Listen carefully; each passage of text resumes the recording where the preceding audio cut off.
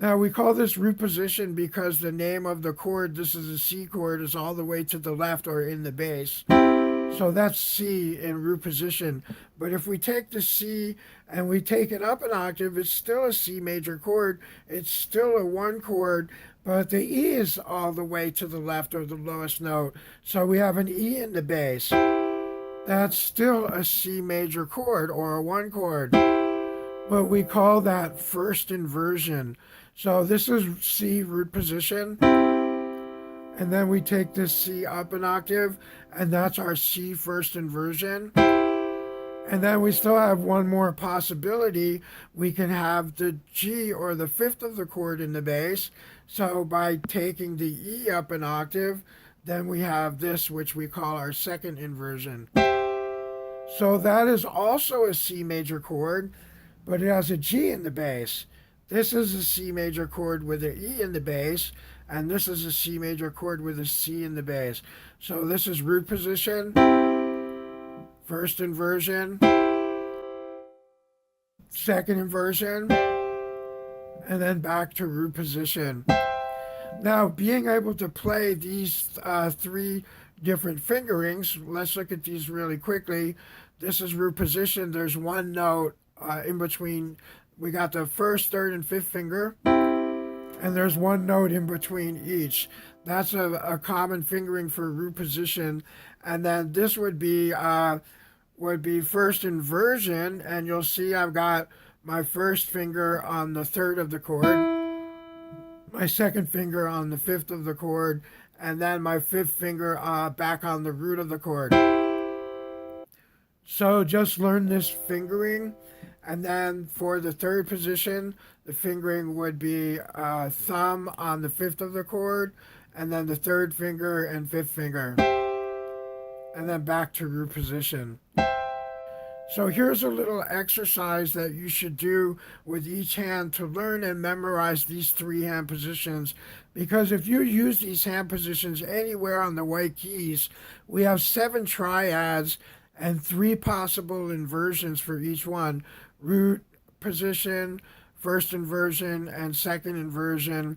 And so we have 21 possible voicings of the 7 triads. So if you play these fingerings anywhere on the white keys, you're playing one of the inversions of the 7 triads.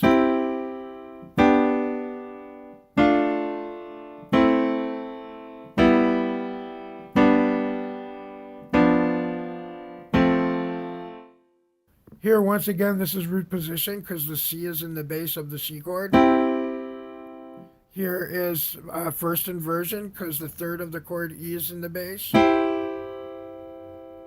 Here is second inversion because the G, the fifth of the chord, is in the bass. And then we're back to the one chord or the root position. That actually all was the one chord. That is the C major chord, the C major triad, and the 3 different inversions: root position, first inversion, second inversion.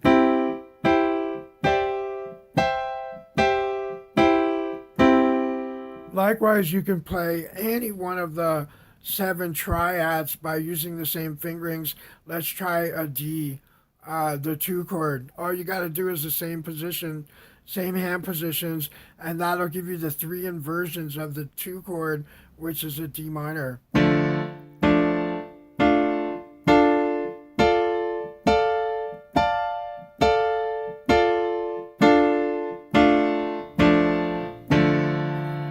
That's the same hand positions, only instead of playing the C chord, I'm playing the D chord. Watch, C chord.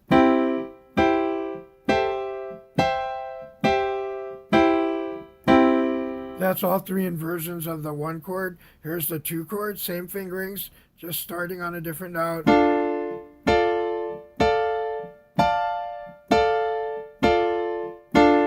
Then we got the 3 chord.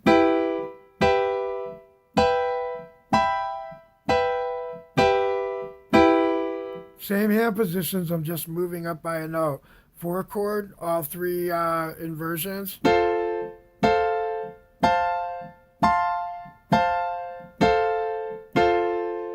5 chord, all 3 inversions.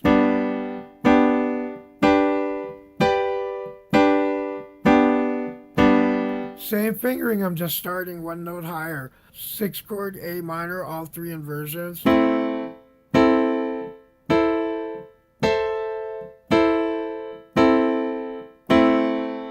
And then the 7-chord B diminished, we'll learn diminished, but it's all the same fingering.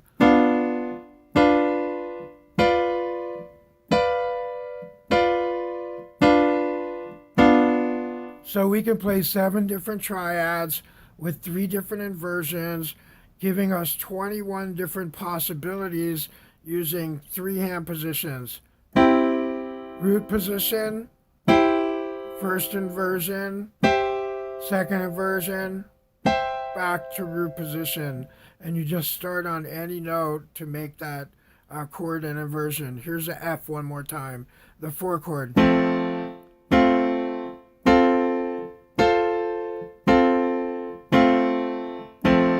So technically, if I stay on the white keys and use any one of those 3 hand positions, I'll be playing one of the inversions of the 7 triads. I'll just make this up randomly just using hand positions.